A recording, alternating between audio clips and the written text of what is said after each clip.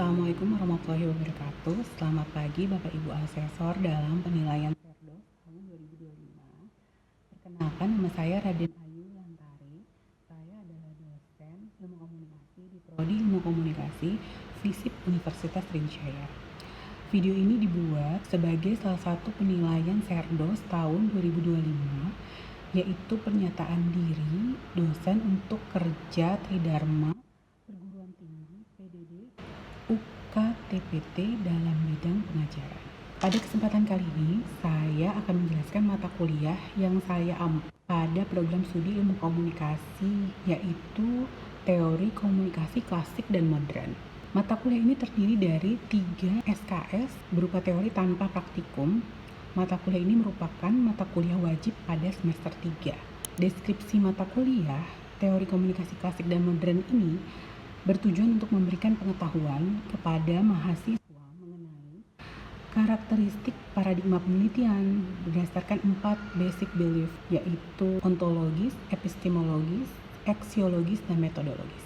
Mata kuliah ini juga bertujuan agar mahasiswa mampu memahami teori-teori mengenai komunikator, teori pesan, teori percakapan, teori media, teori budaya, dan masyarakat yang masuk dalam pendekatan klasik dan modern. Capaian pembelajaran mata kuliah ini meliputi yang dibebankan pada MK itu ada menginternalisasi nilai norma dan etika akademik, memiliki ragam perspektif untuk mengkaji fenomena dalam beragam konteks di masyarakat, mulai dari antar pribadi, organisasi, komunikasi massa, hingga komunikasi digital.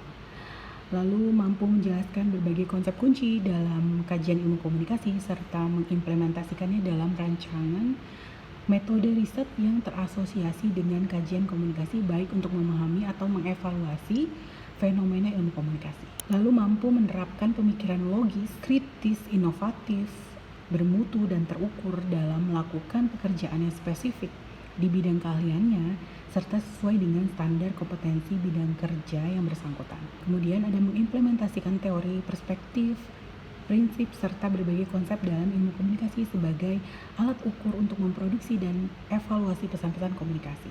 Capaian pembelajaran mata kuliah meliputi yang pertama adalah mampu menginternalisasi dan menerapkan nilai-nilai, norma, dan etika akademik dalam menganalisis dan mendiskusikan teori-teori komunikasi klasik dan modern. Mampu menguasai dan menerapkan berbagai perspektif dalam kajian fenomena komunikasi, baik dalam konteks komunikasi antar pribadi, kelompok organisasi, komunikasi massal, maupun komunikasi digital dengan menggunakan teori-teori komunikasi klasik dan modern. Mampu menjelaskan konsep-konsep kunci dalam ilmu komunikasi, serta merancang dan menerapkan metode penelitian sesuai dengan untuk memahami, mengevaluasi fenomena komunikasi dengan menggunakan teori-teori komunikasi klasik dan modern. Lalu mampu menerapkan pemikiran logis, kritis, inovatif, dan terukur dalam menganalisis dan mengkritisi teori-teori komunikasi klasik dan modern, serta berbagai konsep dan prinsip dalam ilmu komunikasi sebagai alat untuk merancang, memproduksi, dan mengevaluasi pesan-pesan yang efektif dan relevan dengan perkembangan industri. Mengenai silabus mata kuliah, pertemuannya akan dilakukan sebanyak 16 kali pertemuan dengan 2 kali pertemuan untuk UAS dan UTS. Nanti akan dijelaskan di video berikut. Assalamualaikum warahmatullahi wabarakatuh. Waalaikumsalam. Selamat siang. Gimana kabarnya? Baik. Oh baik, dari yang baik ya, baik semua. Baik semua. Alhamdulillah ya. Udah pada makan? Ya, belum. Ya. Gak apa-apa. Hari ini perkenalan dulu, nama saya Raden Ayu Lantari. Hari ini saya akan mendiskusikan tentang mengajarkan diskusi tentang teori komunikasi dalam mata kuliah teori komunikasi klasik dan modern. Ingat dulu teori komunikasi di pelajaran mata komunikasi misalnya, ingat kan? Oh model komunikasi ini. Tapi kalau teori, ya. Ini tuh mata kuliah kenapa kita harus belajar? Karena salah satunya capaiannya adalah untuk mahasiswa bisa mengerti dan paham apa itu teori, teori, bagaimana aplikasi yang teori dalam nanti suatu saat kamu akan menulis apa? Bersama tugas akhir ya. Jadi perlu teori. Bagaimanapun juga segala sesuatu itu kan ada teori yang ide. Sebelum masuk ke si teori ini, coba tadi model komunikasi, kamu tahunya apa? Apa? Mbaknya yang namanya siapa? Dia. Namanya gimana? Dia apa? Model komunikasi yang tahu aja, yang tahu, yang masih ingat. Ya udah. Kalau kamu mau bilang, model komunikasi itu yang sama. Oh, saya. Oke.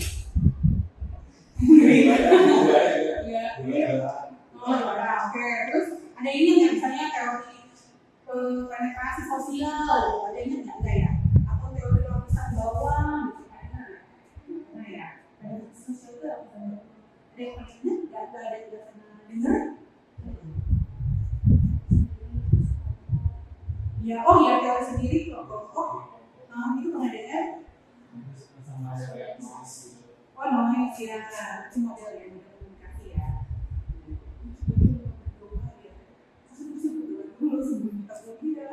Ya nggak sih? Yaudah kita berdoa dulu ya.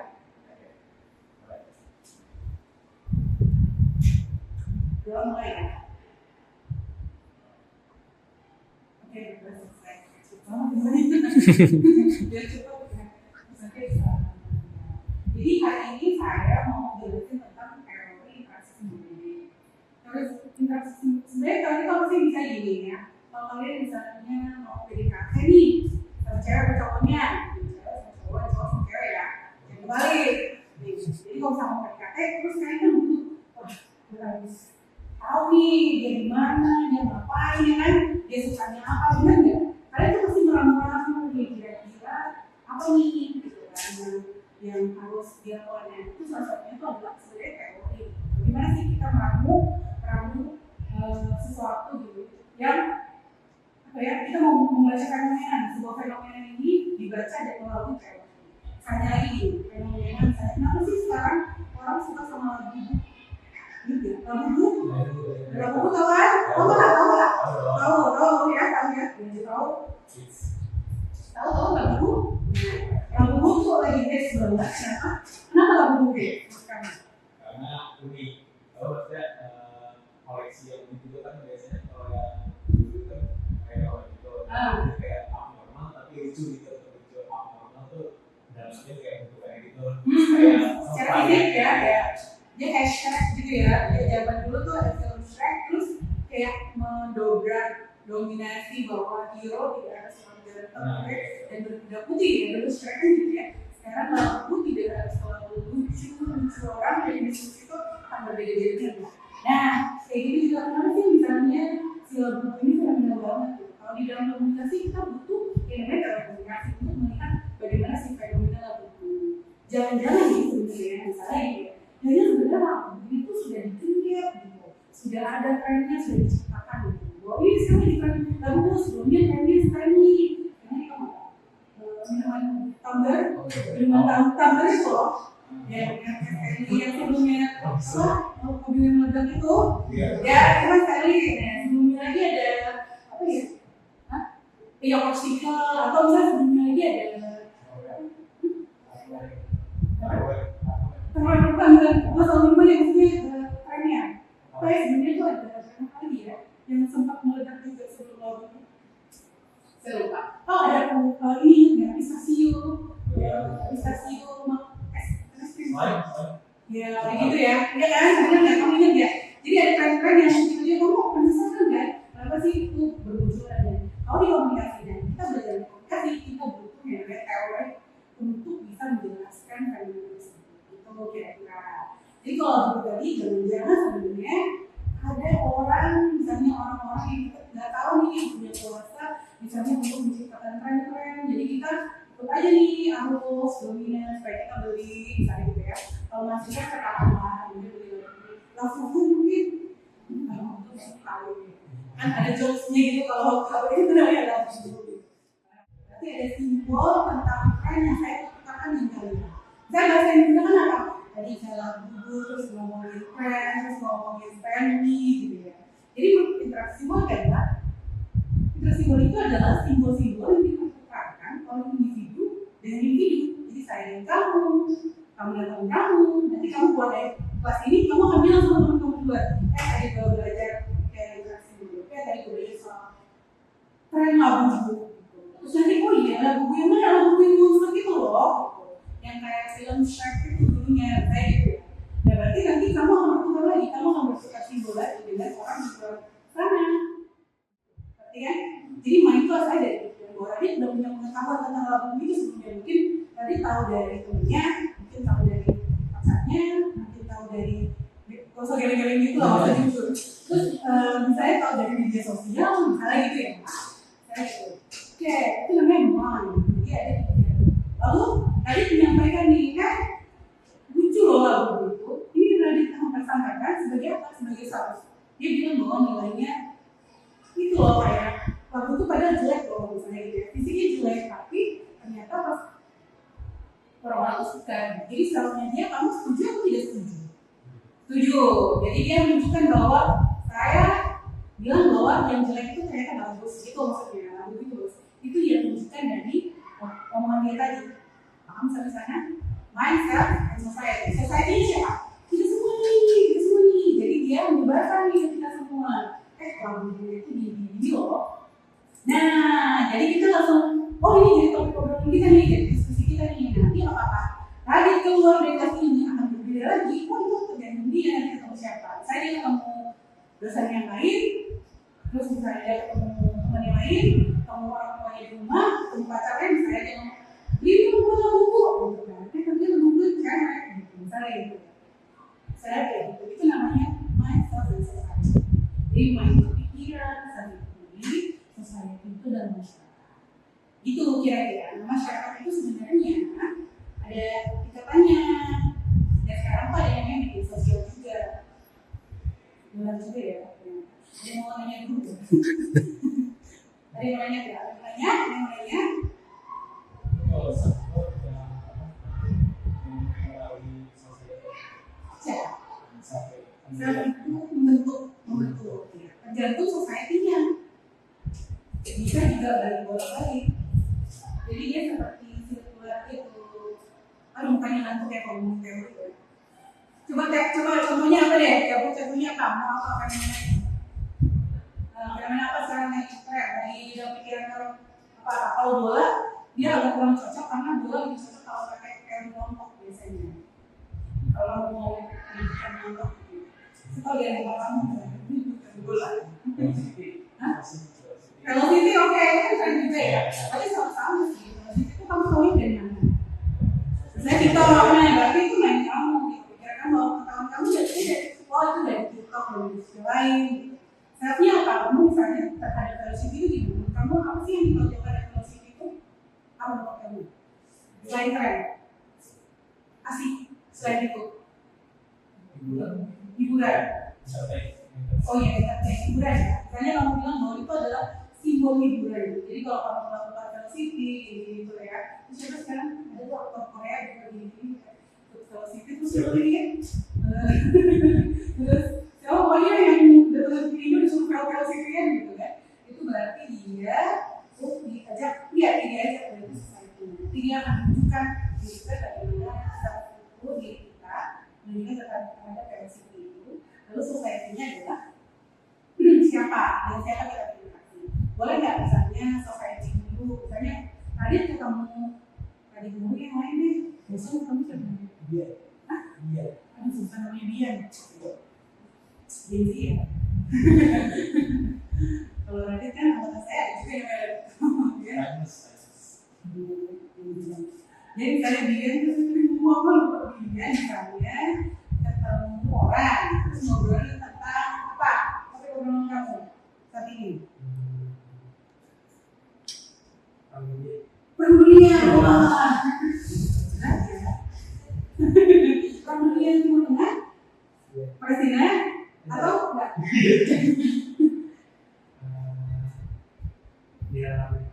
Di Irama Monica, oke. Kamu nggak salah masuk jurusan kan? Kita kan kalau komunikasi gimana sih? Ya, oh ya oke. Kalau misalnya dia nih habis ngobrol sama temen deketnya ini bilang, oh enggak, itu salah pikiran. Tapi dia enggak sih sama mereka. Dari sana itu siapa dulu itu ya sampai dulu. Jadi dia dari temennya mau mengasih dia, oh terus ternyata temennya bilang, oh enggak, sebenarnya sama ini kan enggak, terus telepon koordinasi lah ya waktu ini kan. Lu pikirannya ini dari temennya itu, temennya yang selesai tadi, telepon yang sila, ya terus dia berpikir, oh iya, terus dia searching lagi, dibeli lagi, terus dia cari penelitian, misalnya gitu ya, terus obrolan orang, misalnya gitu, obrolan kamu kalau punya obrolan orang gitu, yes, atau gitu.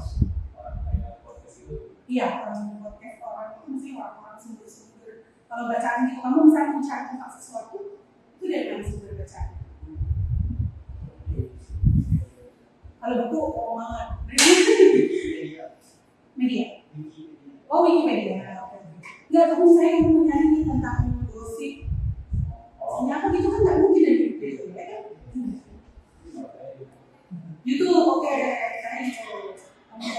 Saya dari orang lain punya teman.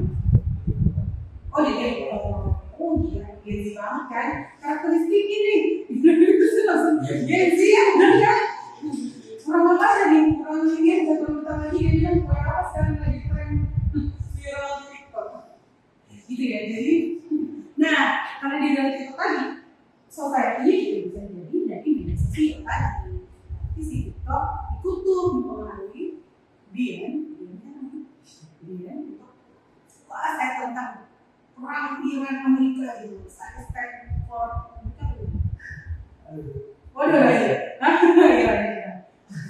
enggak apa-apa sih biarin aja mau saya mau kita kan benar kan apa yang ada di kelas dari kelas kan jadi ya jadi oh pikiran saya ini penuh karena saya harus tahu itu society ini bukan dunia society cuma satu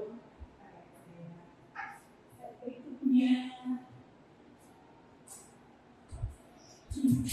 oke ini tadi yang saya bilang dengan produsen simbol jadi segala sesuatu itu kita simbol itu bukan sesuatu yang kalau dalam simbolik bukan sesuatu yang fisik ya tapi sesuatu yang dipertukarkan misalnya kayak perang tadi sebenarnya apa sih yang dipertukarkan misalnya simbol kemerdekaan misalnya gitu kayak misalnya Palestina dan Israel apa sih sebenarnya yang mereka lakukan misalnya simbol kemanusiaan kalau kamu berjuang Free Palestine itu apa sih yang kamu lakukan misalnya simbol kemerdekaan saya gitu atau simbol kemanusiaan jadi sesuatu simbolnya itu sesuatu yang bukan untuk fisik tapi dalam bentuk apa yang dilakukan kita di kelas kita diskusikan apa sih misalnya simbol perang tadi gitu ya lalu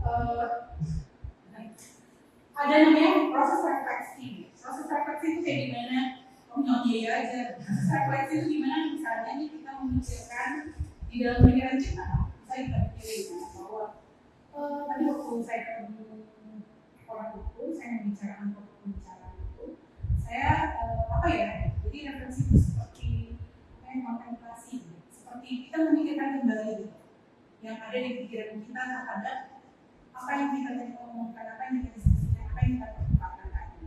Saya mau harus dari sini terus paling nggak senang juga sebenarnya. Tapi mana tahu tiba-tiba kamu ingat apa? Oh iya, lihat kalau kita simbolik gitu kan. Terus ada yang mengikat di kepala kamu dan mungkin itu adalah proses refleksi. Pasti manusia itu individu. Kalau kita sebut dari individu manusia itu adalah individu. Bahwa ini kan bahwa ada proses refleksi. Kita menyadari bukan menyadari lingkungan kita ya. Saya juga menyadari bahwa oh apa sih yang terjadi apa yang plus minusnya orang jadi itu ada proses refleksi lalu pengambilan peran ini seperti yang saya bilang tadi soal evolusi jadi bagaimana kita melihat di depan layar dan di belakang layar misalnya contohnya gimana? Gaul gimana tuh? Oh gitu ya. Oh gitu. Terus yang lain apa? Yang menunjukkan bahwa kamu tuh masih sebelum belajar. Lagi, kamu datang ke kampus kan? Ya nggak? Kamu datang ke kampus pakai kamu rapi, ya. Terus kamu bawa ransel, terus kamu bawa apa? Kamu pelajaran kamu, terus kamu orang tua kamu yang bilang kamu kampus dan saya mau belajar. Ya, kamu nurutin dosen kamu nggak? Iya. Kenapa? Karena kamu jadi mahasiswa. Jadi kamu akan belajar seperti mahasiswa. Tapi begitu kembali ke rumah, saja kamu kalau jadi mahasiswa tuh full dari SMP. Full gitu kan. Kalau ditanya apa, kok jawabnya apa itu? Nah, pas sampai ke rumah, mah, suapin dong gitu. Misalnya, kita berubah jadi apa? Berubah jadi anak di rumah. Karena kita anak ibu bapak kita.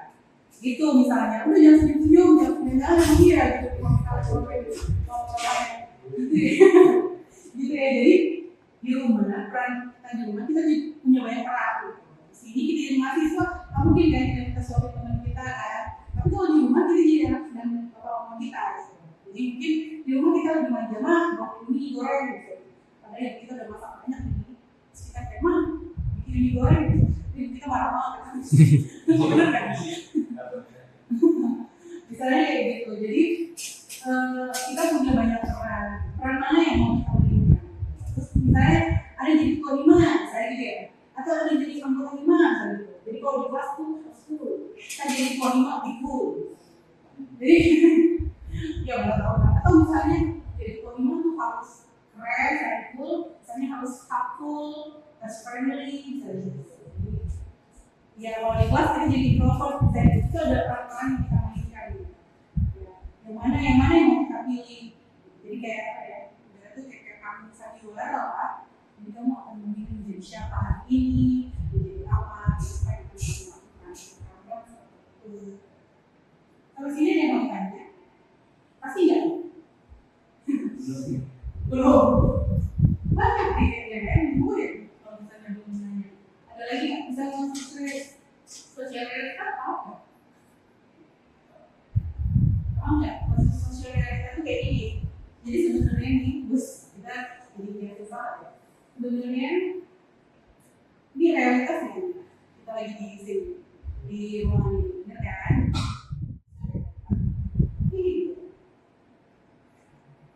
Jadi kita aktif nih menciptakan gitu. Dan jadi nanti keluar pasti langsung, wow, ada yang kita konstruksi, jadi kita aktif sebagai individu.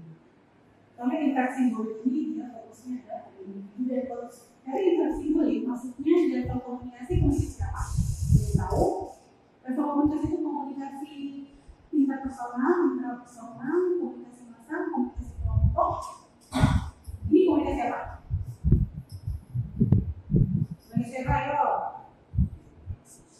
Inter, kelompok, terus masa ini bukan konstruksi si teorinya sendiri. Si teori interaksi simbolik itu kamu adalah masuk ke komunikasi apa? Apa? Yang dua arah. Iya betul, jawabannya yang dua arah. Apa tuh yang dua arah namanya? Ini gitu, kita lagi di video, itu memang jawabannya, tapi apa itu namanya apa ya? Interpersonal. Jadi itu antara individu dan individu balik lagi ya. Ngomongnya aja gimana? Oke. Gimana membantu mahasiswa memahami kalau keluarga dan hubungan tadi, apakah bisa misalnya kamu hubungan kamu dengan pacar kamu, calon pacar kamu, atau mantan pacar kamu? Lalu misalnya dengan ayah dan ibu kamu gitu. Lalu kontrol sosial, diri dan identitas ya yang tadi.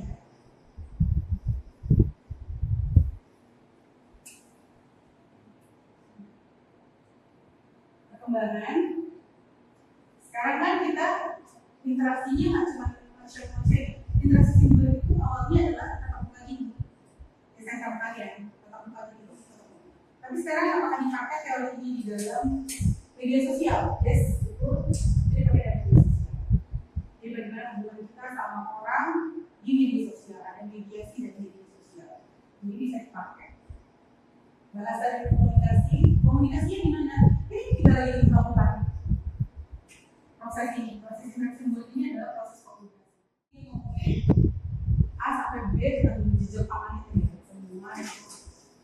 Jepang dan segala macam manga Jepang dan semuanya itu tanya sama atau ada yang cosplay dan gerakan sosial itu seperti ini ya. Jadi misalnya di teks itu ada isu yang yang pada geraknya ke luar negeri. Kabur aja dulu. Itu sebenarnya apa yang ditunjukkan? Simbol apa sih sebenarnya? Kasih tahu kepada semua jadi dia ada metode penelitiannya di sini ya, yang keluarnya dari bukan berarti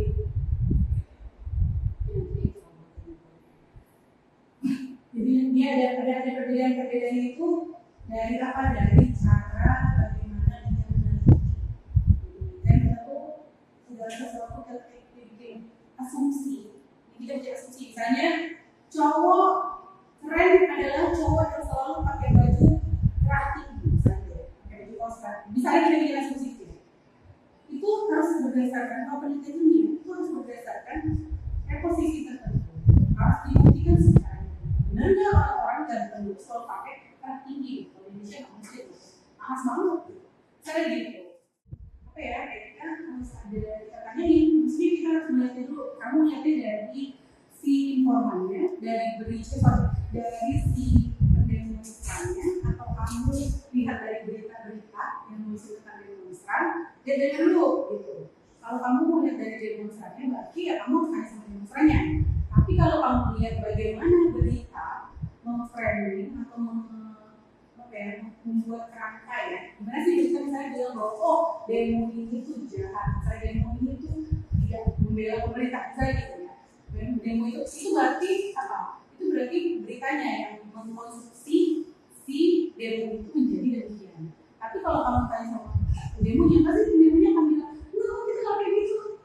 Kita tuh mau menunjukkan aspirasi suara kita loh.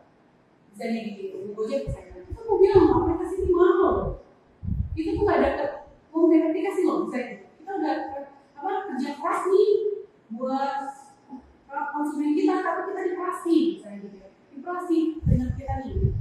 Nah itu sebenarnya mungkin dia ingin menunjukkan bahwa aspirasi dia bahwa dia pakai aplikasi yang kaya aja nih. Saya sebagai driver nggak kaya misalnya. Satu ini ada misalnya. Jadi representasi simbol itu sangat berpengaruh dalam image gitu ya. Brand image. Dari segi grupnya atau bagian dari suatu brand tersebut. Sebenarnya dari pihak simbol itu nggak ada hubungan sama brand image. Tapi mungkin brand image itu bisa dikaitkan dengan visualnya. Ya kan, yang presentasi ini tadi. Mungkin kamu dirinya ingin menunjukkan siapa nih, beda ya, mau lihat apa nih, ke brand image itu, bikin brand image jadi bagus. Ya boleh, bisa mungkin. Kalau misalnya kamu pengen menunjukkan dari sisi kamu itu, langsung ketawa deh. Kan ada gitu ya kan, orang tuh merokok itu sebenarnya kan kelihatan apa sih ternyata dia cuma merokok aja. Ini kok malu. Dia nggak banyak ngomong karena dia takut salah ngomong misalnya gitu. Tapi kita tuh melihatnya kayak, apa nih gitu ya, karena dia minim ngomong gitu ya. Tapi sekali kalau dia ngomong, serius gitu apa gitu, di luar imajinasi kita, di luar prediksi kita gitu.